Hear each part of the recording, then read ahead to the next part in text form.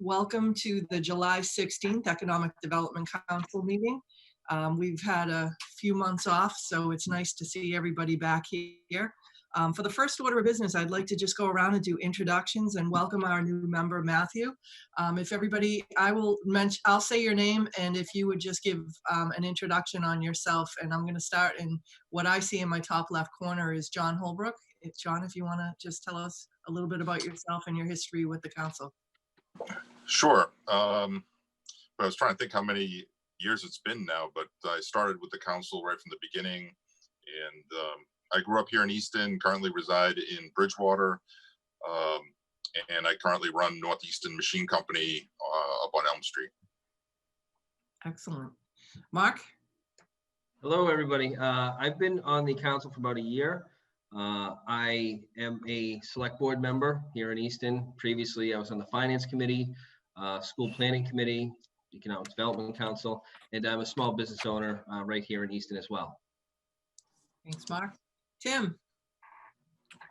I've been on the committee, I'm guessing close to 3 years now. I'm not exactly sure. I'm a resident of the town for about 10 years. I own my own business, and I just have an interest in seeing businesses grow and thrive in the town. Terrific. Dan Smith needs to be let in, Tish. If you see him, he should be in the waiting room. He's trying to get on. Christina. Hi, I have been on this committee, I think, for a year now. I started last year, and I've lived in Easton for 2 years, but my husband grew up here, and I own my own audio production business. Excellent. Bruce? Hi, Bruce Boyer, Director of Facilities Management here at Stonehill College.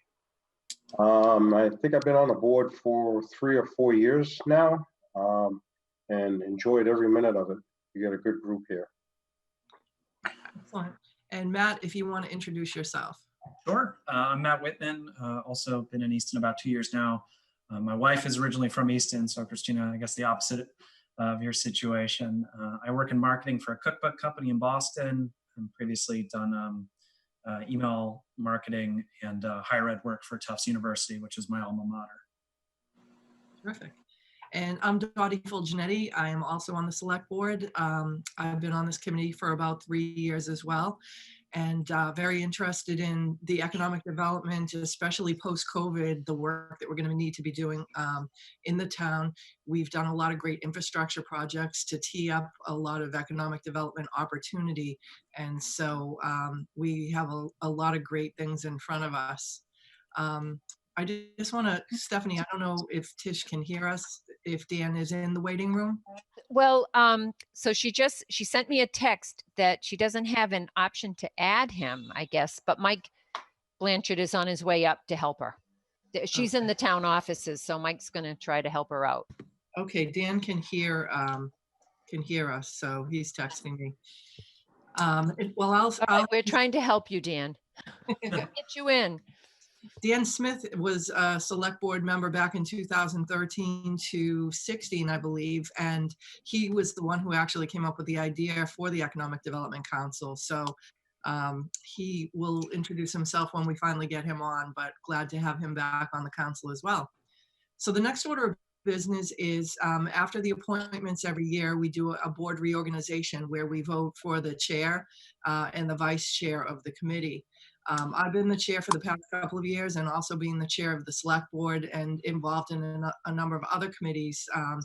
I really wanted to nominate Mark as the chair for this. I think that Mark has a lot of expertise and great ideas and enthusiasm, and I'd really like to see him take charge and give some direction on this in the next year. So if anybody else would like to make a nomination, otherwise we could take a motion and a second for that. So moved. A second. So Tim and Stephanie, and we'll do a roll call vote. John, starting with you. Yes. Mark? Yes. Tim? Yes. Stephanie? Yes, and Dan, you need to unmute yourself. Hey, everybody. Matt, Yes. Christina, Yes. Bruce, Yes. Dan, we're voting to have Mark be the chair, Yes.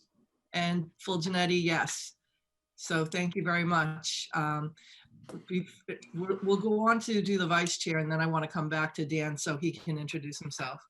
So if there would be a nomination for the vice chair, anyone want to do that?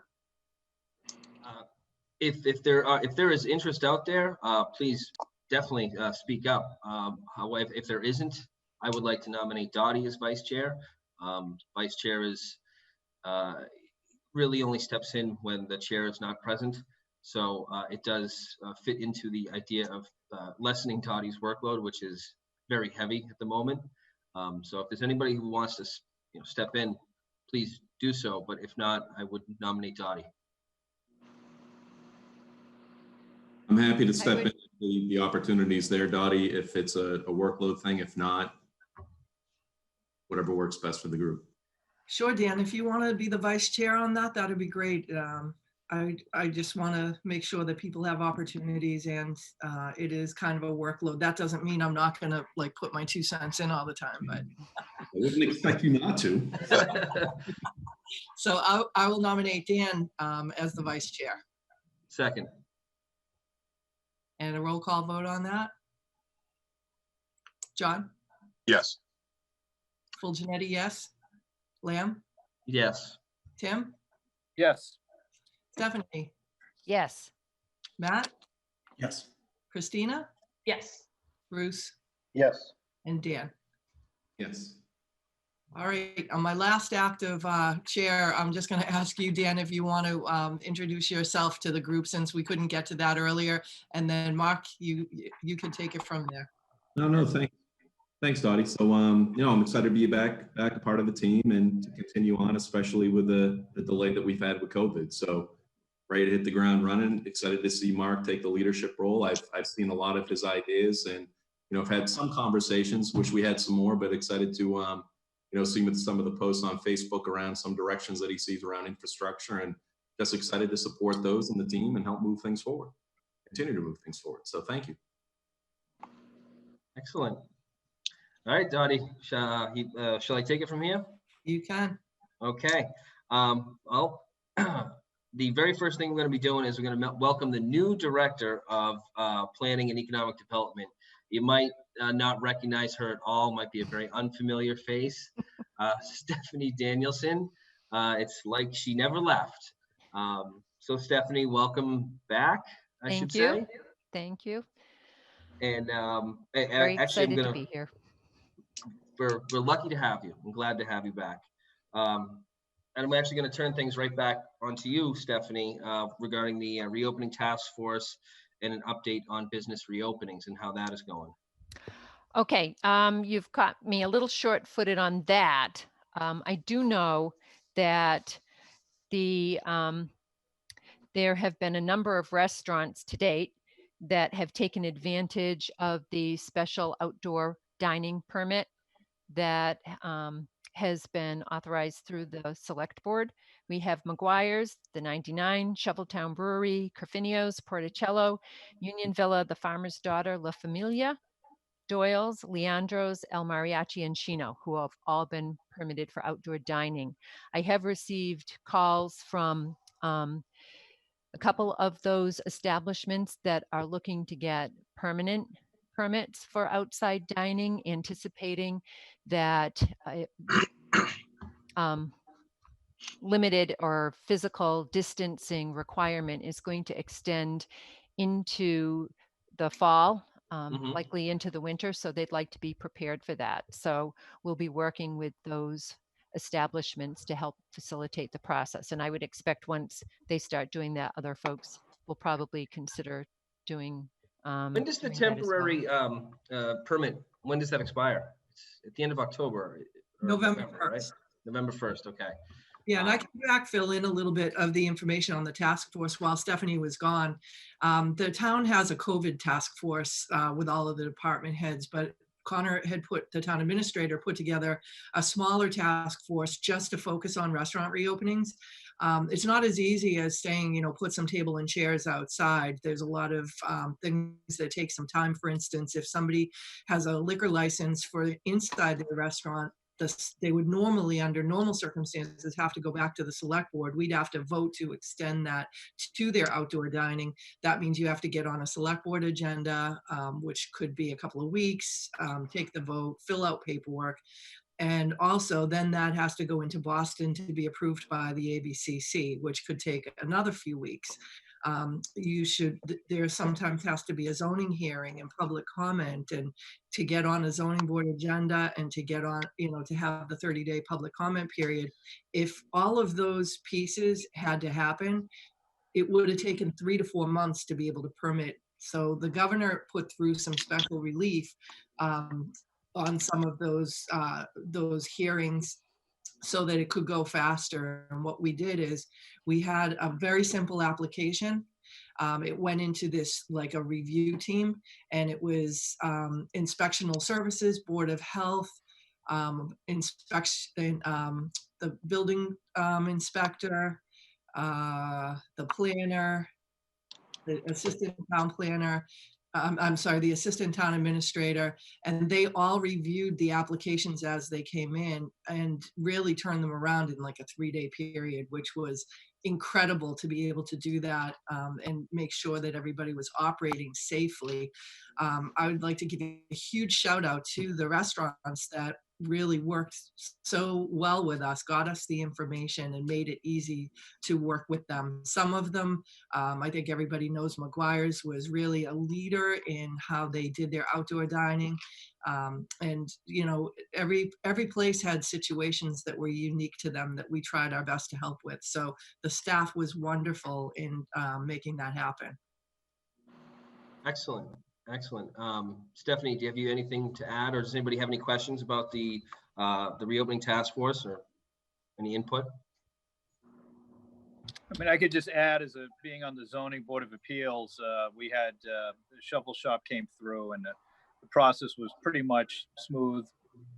The only concern we had the fire department was concerned with the how far the I don't know what they're called, bollards were going to be out there, and they met the requirements, and it was very, very short hearing, and they were up and running very quickly. So I think everyone involved seems like they've done a good job. So yeah, that's it.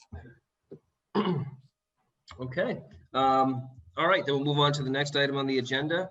Update on Five Corners construction that is coming to a close. If not, it's closed. It's Stephanie? Yeah, the sewer project is done. There were the installation of all the pipes is completed.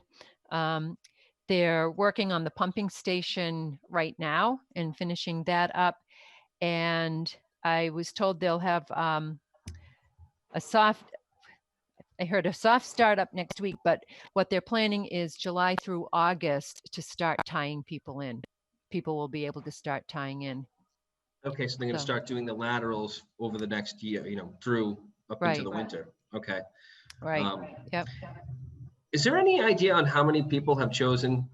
Basically what I'm trying to figure out backwards, how much longer construction will go. So how many people have chosen to tie in, and how long will it take to tie in? Basically, when will we not see Naughton trucks down there? I guess is my larger question. I will need to get an answer on that. When I talked with Greg Swan, I didn't think to ask him how many people have expressed interest in tying in as yet. Okay. Although he did tell me, and I didn't jot this down, but the Big Y, several of the establishments within that shopping complex, and several others have all committed to tying in. I know that was one of the requirements for the Kinfolk Barbecue. They're planning on moving into one of the spaces at the shopping plaza, and they have they were allowed an opportunity to continue to operate even under DEP, as long as there was a commitment that they tie in. Excellent. Anybody Well, I hope everybody's going to continue to tie in all those businesses and that this, COVID hasn't set them back in there. Yeah, I mean, I think we know, I'm that McGuire's, I think all the other, a lot of the businesses are all anxious to get on. Mm-hmm. Okay. Does anybody have any questions on Five Corners construction, timelines, tie-ins, anything that we should take note of to explore it now for the next meeting? Where is the former foundry site project and it's being constructed? Is that, I mean, I see a lot of the fill removed from when they dug up the street. I know there's a plan for some residential in there. Is there any further talk on that, or is that just still? Oh, that's it. No, they're definitely moving forward. It is, they've submitted their application, their special permit application to the Planning and Zoning Board, and they've been before the Conservation Commission. There's a little bit of a question about floodplain, and they've filed a LOMA, which is a letter of map amendment with FEMA. They're waiting on that. I've had some conversations with Rick Lincoln this past week, and hope to be able to talk with his engineer and get an idea of how we might be able to assist in continuing to move that forward. But that project is moving forward. It's just a little bit of a bump right now.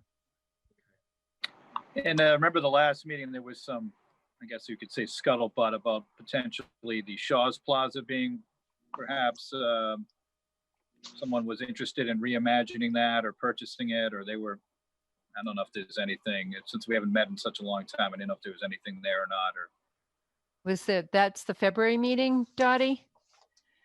I don't remember that, Tim. Yeah, and I I remember know there was It came talk up. of somebody might be interested in buying it. It wasn't any, I just didn't know, since it's been so long, if there's anything at all, or probably nothing. I just figured I just remember that from maybe not the last meeting, or might have been the one before that. Or Yeah, I mean, at the time I left, there were no active interests that I knew of in redevelopment of the plaza. I mean, I think that's something that is a potential opportunity down the road. Is that plaza tying in? They're part of the district. Right. I'd need to find out if they've expressed an interest, or if someone. So, Mark, my takeaway is going to be to find out who has actively expressed an interest in tying in and who's been contacted. So I'll get an update on that. I think what we might have been talking about is I think maybe Greg Stranger, somebody on the planning board was talking about what would be the best and highest use of that in the future if we needed to do some rezoning around that area, to like in anticipation of somebody making that a more valuable land for development, or to put pods in the front of the like little businesses in the front of that parking lot or whatever. But I don't think it was driven by somebody's interest. I think it was reviewing that whole area to see if there were any bylaw changes that had to happen to attract new investment. Is part of the zoning, new zoning that's being proposed for that district, I think. Yeah, that's what I think it might have been. I think you might be right, but there's no person interested or group interested. It's just kind of talk of how we could make it more attractive in the future, basically, is what you're saying. My understanding is there have been some just not really, just some side conversations with the real estate investment trust that owns that property, and there doesn't seem to be an interest on their part of selling and redeveloping it at this point in time. Not that they won't at some point in the future.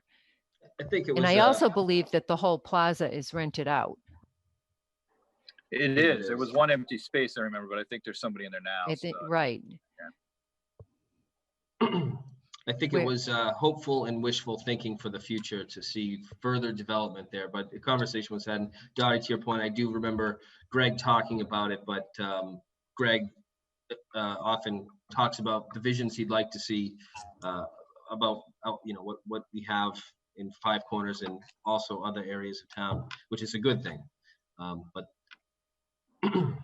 Yes, always better to be prepared with what you'd like to see. Absolutely. All right, we can move. Does anybody else have any questions on Five Corners?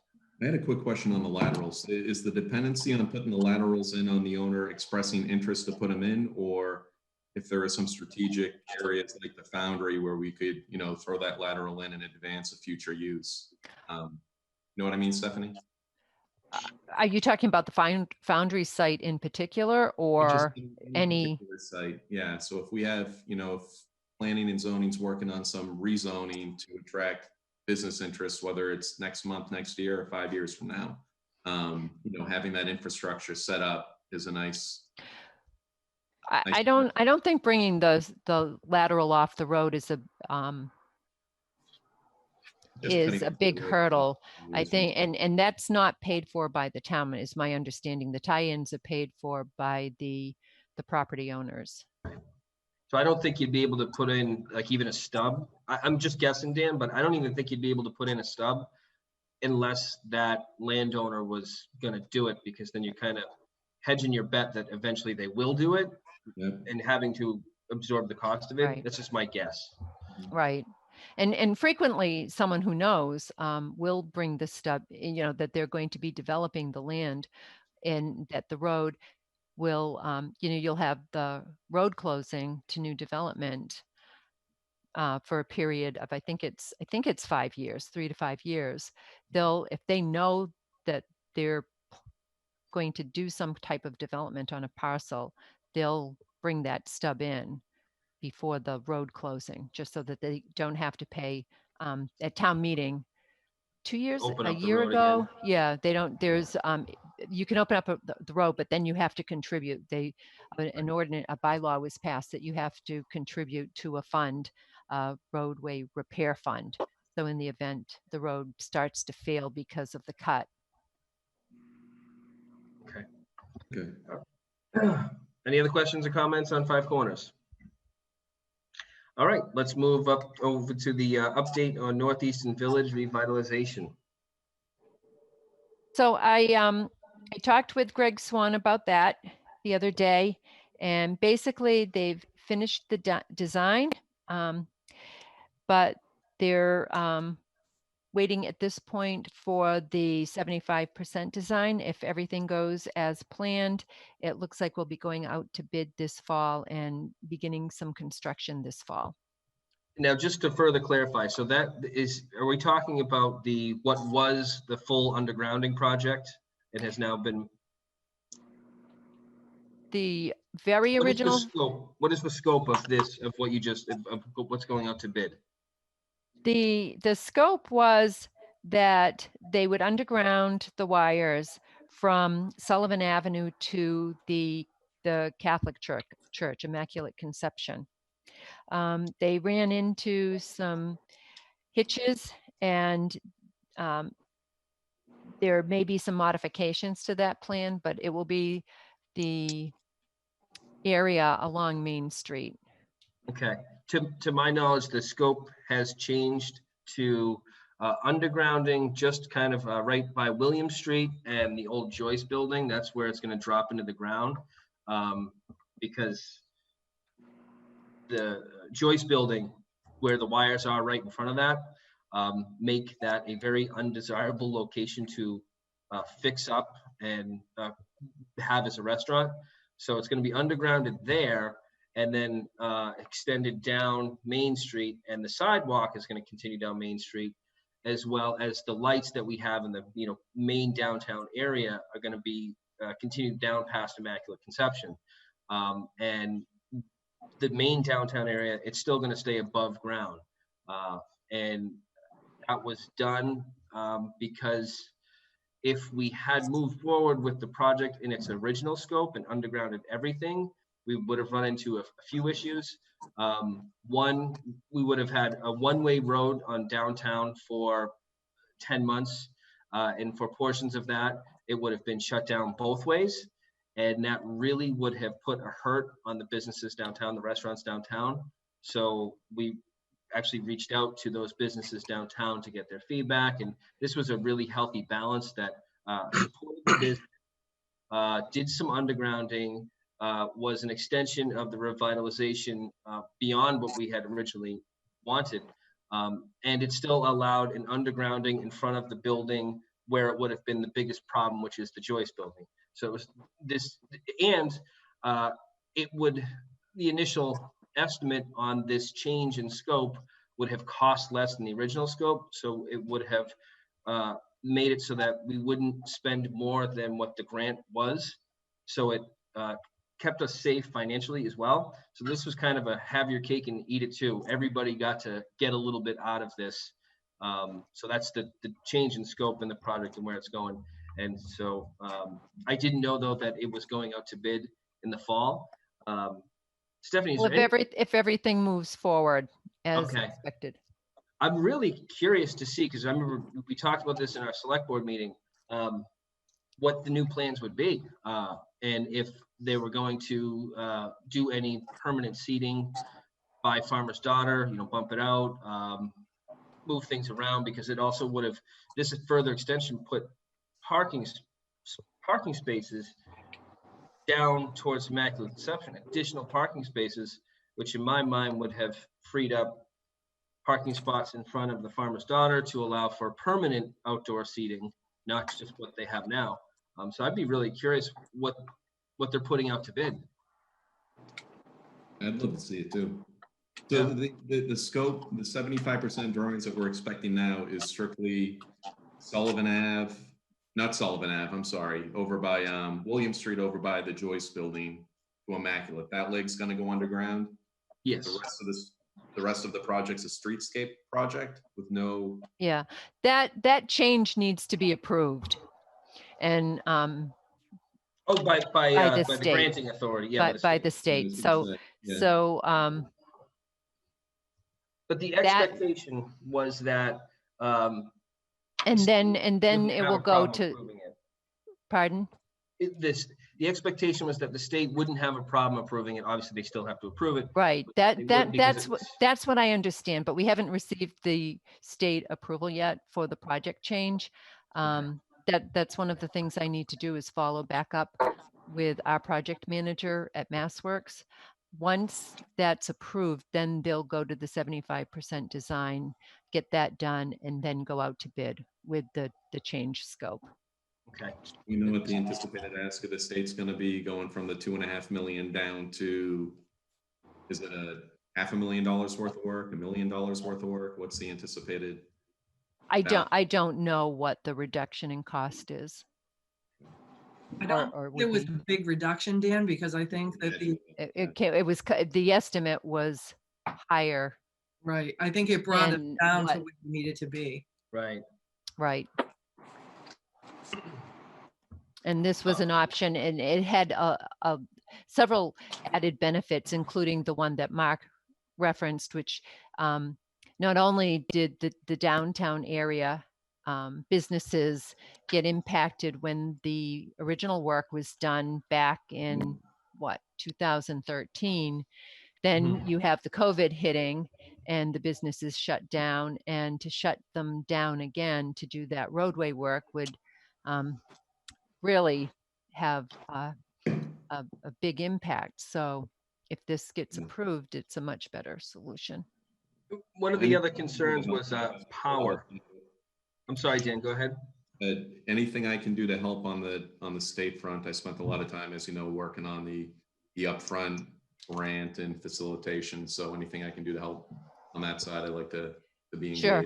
Yeah. And I will, again, I think it met with some positive response initially, and then the change was sent. We just need to follow up. This is I think they extended the MassWorks grant deadline to August 15th this year. It's normally July 15th, or at least it has been the last several years. So I imagine that they're a very small office, and I imagine that they're very busy helping people with applications, but I definitely will reach out and call and find out, if there are any questions, if they've had a chance to look at it, and if they think that's going to move forward quickly for us. But the other thing we'd stress too is that this needs to be done by the end of June 2021. So there's no reason it can't be if they approve the change. Wow, I didn't know that the work had to be completed by June 2021. Okay, so it sounds like if and when they approve, goes out to bid, we're going to have to move very quickly. Okay, which is not something we haven't done in the past. But one other thing I'd like to point out is one of the reasons why the undergrounding of Main Street occurred in the first place was there was concern about power in that area for the existing buildings and future buildings. You know, that you have the hole in the ground, which will obviously, whenever that's constructed, will consume a lot of power. And we were assured by the utilities that it will not be required to underground all of downtown in order to get the power requirements needed for now and for future use. So the change in scope doesn't impact the power. Any questions, comments? None? Dottie, did I miss anything? You were there for everything I just said. You were present. Nope, you got it all. Okay. All right, and then we have updates needed for thinkeaston.com website. So you could have sent them to Dottie. Your brief bio, pretty much what you said in the beginning when you introduced yourself. Anything else you'd like to add to it? If you haven't sent them in, you can email myself or Dan, and we'll get them to the right people. And if anybody has any questions, feel free to ask. Because right now it hasn't been updated in what looked like a while. Yeah, a long time. And I think Christina had offered to help us with that when the updates come in, so we can work. If Christina, if you still have that capacity to help with that, that would be great. And definitely, yeah. Can work with you on that. Dan actually designed that website back in the day, so nice. It's user friendly for updates. Yeah, in other areas of it, you know what I was gonna just ask you to make a note of is I was looking for those videos, the CGI videos, and I can't find them anymore. So I don't know what happened to them. I was trying to use them as an example for something else, and they're not on the town website or on the Think Easton website that I could find. So I'd like to find those, and maybe on a future agenda, talk about revamping that and getting it updated and opening it up for more business opportunities. So that was a video series where businesses could opt in. It didn't cost the town any money. Businesses paid a small fee. Dan, why don't you explain it? Because you're the one who set it up. It was a while back, Dottie. I thought that feed was through the town's main website. So we had the composition, I think, was 5 different industries within the town, and it was both for-profit and not-for-profit institutions. For the life of me, Dottie, I can't remember who participated and who didn't back at that point. I think maybe Hilliard's and a few high-profile, well-known establishments, and the Old Colony YMCA, I think, was one as well. But I'm surprised that that's not still accessible either through the EDC website or through the towns. I don't know where that went. So Dottie, these were like featured, and Dan, these were like featured businesses, and they were videos. I don't think on the bottom right-hand part of the homepage, and it was back when Kevin McIntyre was the chair of the select board, and he did an introduction, and then it went around and talked about. Okay, yes. Live, a great place to work. There were things about the NRT on there, and then each business, it was like kind of like, remember the olden days when you'd go to a place and it had a place map with a placemat on the table with all the little squares of businesses advertising. It was kind of like that visually, where a business could advertise, and when you clicked on that, it was a brief little video introduction on that business. It was by CGI. Yeah.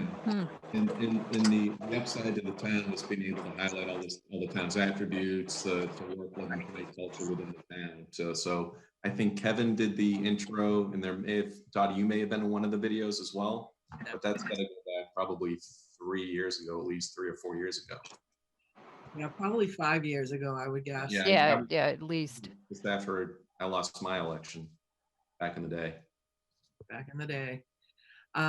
Yeah, it would be good to put that, we really need to have a very proactive action item list moving forward about some of the things that we want to do, especially post-COVID, to support the small businesses. And that might be one to reinvestigate with CGI and see what it would take to do that project and get it updated.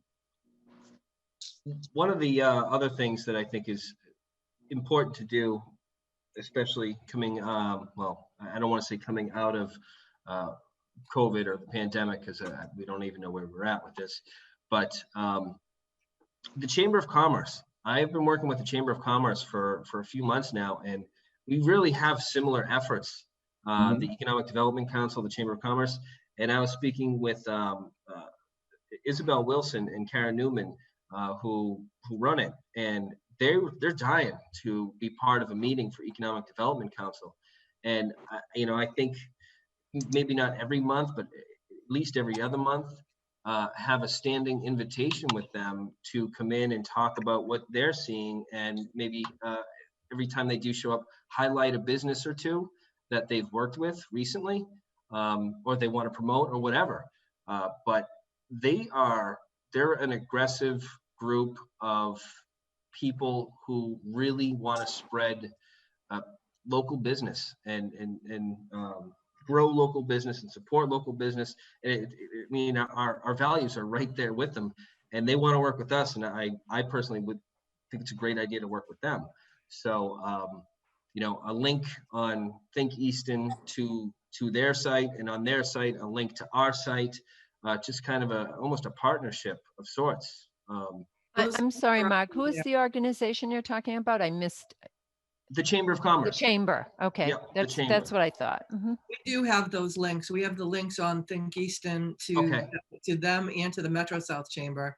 And I believe they have links back to us on theirs as well. We actually had met with them and had them come in before, and had it on the future agenda to do that before COVID hit, that it's come back.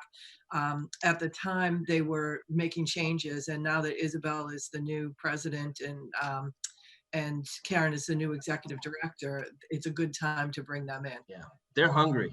They're hungry. They really want to make an impact, and you can feel it when you talk to them. So I think now is the time. It's the time for them. It's the time for us. It's the time for Easton. So if anybody has any comments on that, feel free, or even the private discussion about Think Easton. I would just like to bring up the Facebook page. We've gotten a lot of traction on that, but it's kind of dormant. So we need, during the beginning, when the restaurants first started to open up to do takeout delivery or curbside delivery, I looked for some of those restaurants on their Facebook page, because you want the idea is to share what's already out there, not to create a post to recommend any particular restaurant, because like if we put a link to one of the restaurants from their page and they said we're open for takeout and here's how we're doing it, if they decided to change their mind afterwards, we didn't promote that and get the wrong information. You know what I mean? Right. So we need people to be looking at things to put on that Facebook page, and people to share other things that we see in the community for businesses. Tim, you're the administrator of the page, right? I set it up, but it was, I think there's like almost everybody that was on there is An administrator. administrator. So anyone can do anything they want with it, basically. Okay. If we can get Matt on that too, that would be great. I could do that. Everybody else, is everybody else on that as an administrator so they can share things? You're not, Dan? I don't think, am I yet, Tim? I could check. I'll find out. Yeah, just if you could add me to it. Yeah. Absolutely. Yeah, that'd be great. No problem. That way we can all do exactly what Dottie just said. Share as much as possible whenever you see Easton business. Okay. We are into our almost second to last item, approval of minutes, February 13th. Did everyone have a second to look at those? And anyone want to make a motion? Motion to approve the minutes of February 13th. Second it. All right, we have a motion and a second. All those in favor? We'll do a roll call vote. So I'm going to go probably out of order. I have to get an order established here, but I'll just call your name. John? Yes. Christina? Yes. Dottie? Yes. Tim? Yes. Stephanie? Yes. Matt? Yes. Bruce? Yes. Dan? Yes. And yes, for myself. Okay, so I believe our next scheduled meeting is on Thursday, August 13th, 2020. And I'll try and get the Easton Chamber of Commerce to be part of that meeting. I'm not exactly sure in what capacity, but just to bring them on in and maybe bring it or have a couple businesses they can discuss. Yeah. And bring some ideas with them. Well, Mark, have members of the EDC met the new executive? No, that's a great, so yeah, that'd so be an a great intro, way, yeah. an introduction, because I certainly, gosh, Nick, Kerry was leaving at the same time I was leaving, so I haven't met them either. And Kerry didn't come back. You were the only one who came back. Oh, yeah.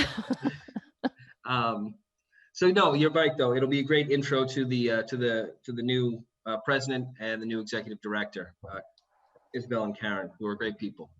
So with that, does anybody have any comments?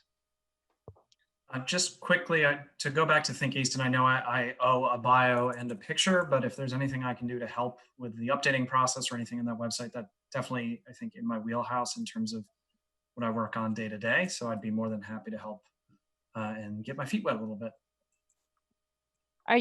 Have you been to the Think Easton? I have, yes. Okay. Oh, great. That's a good start. And I think, like Dottie was saying earlier, and Mark, if people could just look at it and think about ways to update it, refresh it, things that might be missing, that's always a good start. And then if you and Christina can work together on it, that would be great. One of the things that's good about that website is that we had a couple of strong testimonials on there, and we had talked before about trying to set up a list of organizations, businesses that we could get out to. I know Dr. Halverson would be a fantastic one to go out. Even, we could get ECAT. They're looking for things to do.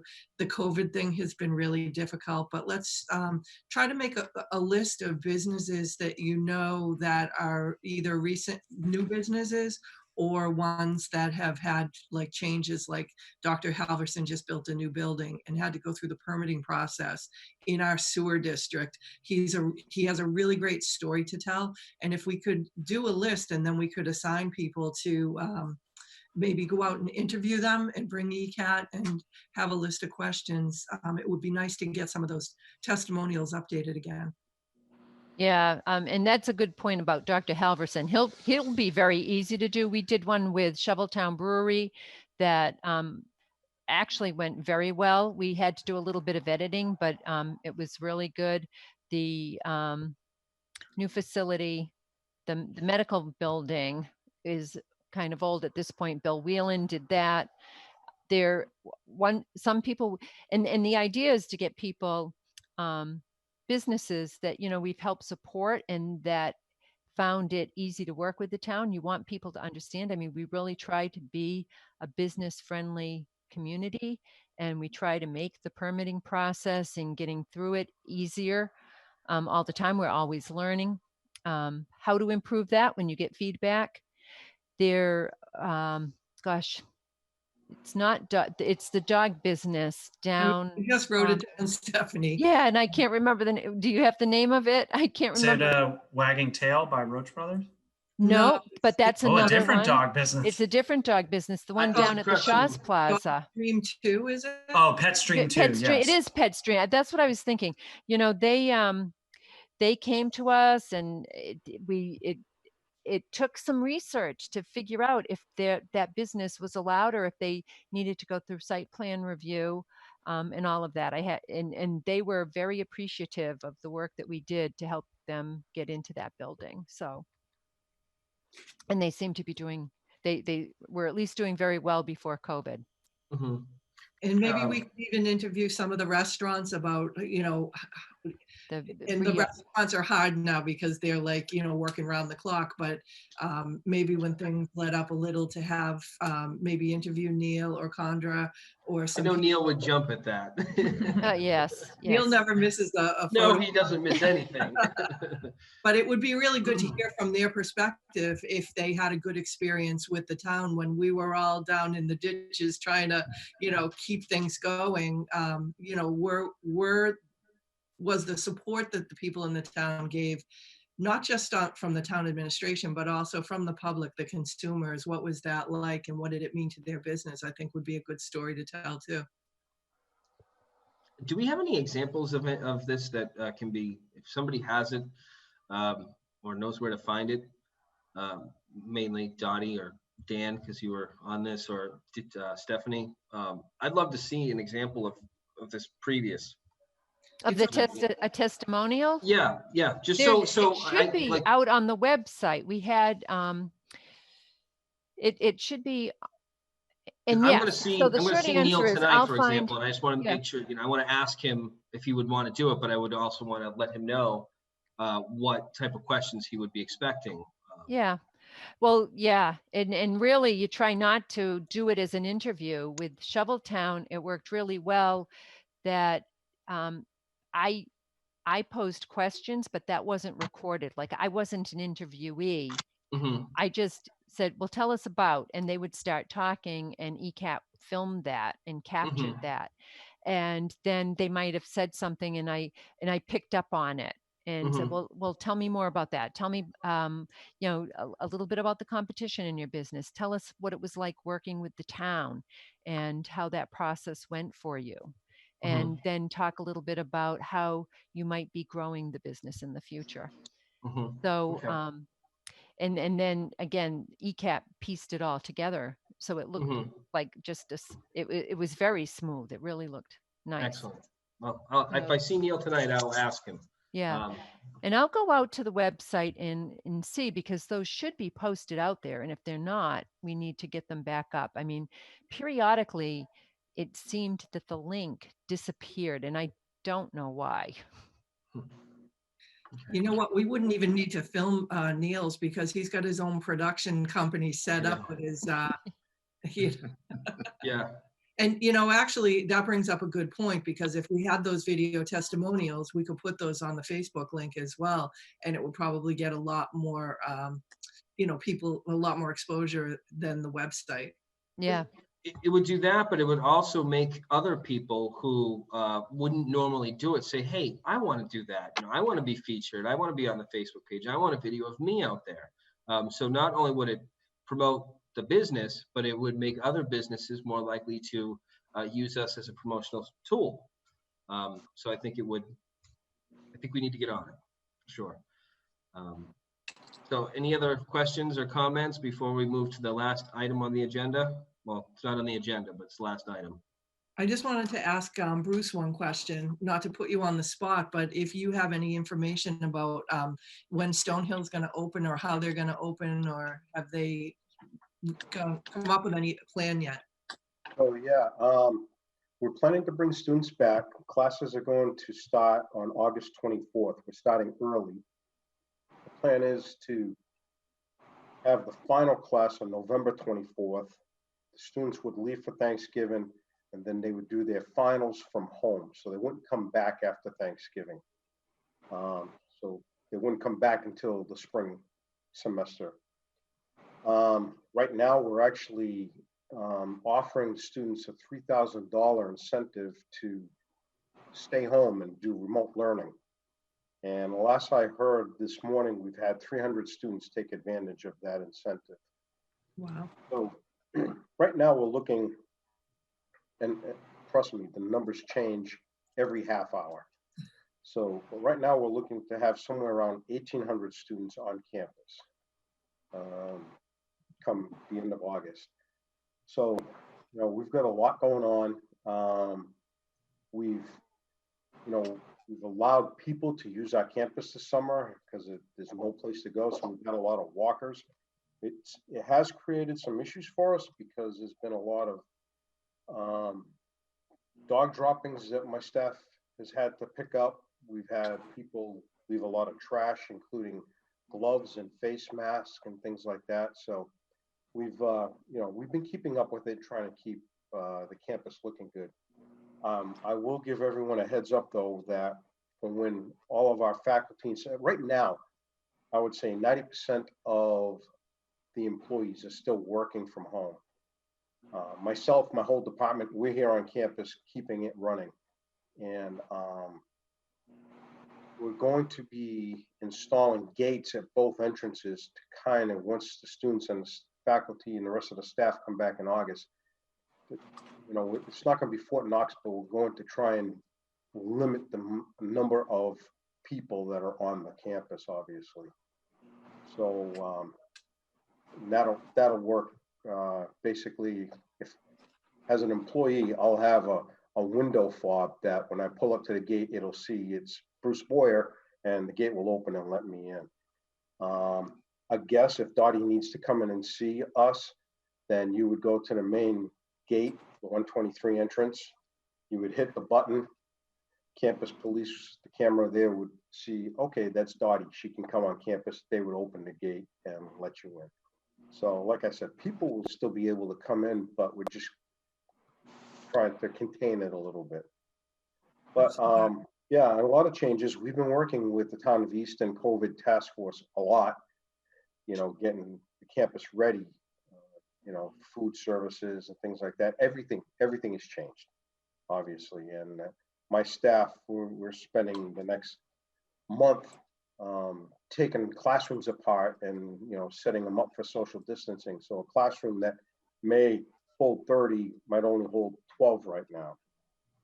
So as far as the academics go, what they're looking to do is if a professor holds a math class on Thursday, he may have that math class on Tuesday and Thursday now, where half the class would go in person on Tuesday and the other half would go in person on Thursday, and then they'd swap. So the days that they're not in class, they would do it remotely. So yeah, I mean, it's fun. We've got spray disinfectant up the wazoo here right now, and you know, getting ready to, we're basically disinfecting the entire campus. As far as sports go, I know that either tonight or tomorrow morning, NCAA will be making an announcement as far as that goes. Great. So, yeah, I mean, we're planning to open. Well, I think the town-private public partnership or town-gown relationship has really been strengthened since I've been on the board. You know, even the work that Stonehill did to host us with our town meeting was incredible. And it's really, it makes me so happy to have such a good partnership with everybody involved. And, you know, it wasn't always like that. And it's not always like that in other communities. So really appreciate your role in that too, Bruce. And, you know, people like Mike Petrowski and of course, Father John and Doug, and the team has just been really wonderful. Well, thank you. Thank you. We appreciate it. Okay. Anybody else have any last comments or questions? No? Okay. The last item is, would anyone like to make a motion to adjourn? So moved. Seconded. So moved and second. All right, we'll do a roll call vote. We'll start with Bruce, Yes. Christina, Yes. Dottie, Yes. Dan, Yes. Tim, Yes. John, Yes. Matt, Yes. Stephanie, Yes. and yes to me. So we will see you all on August 13th at our next meeting. Thank you. Thanks, Thank everybody. you. Thanks. Thanks. Thanks. Take care. Bye.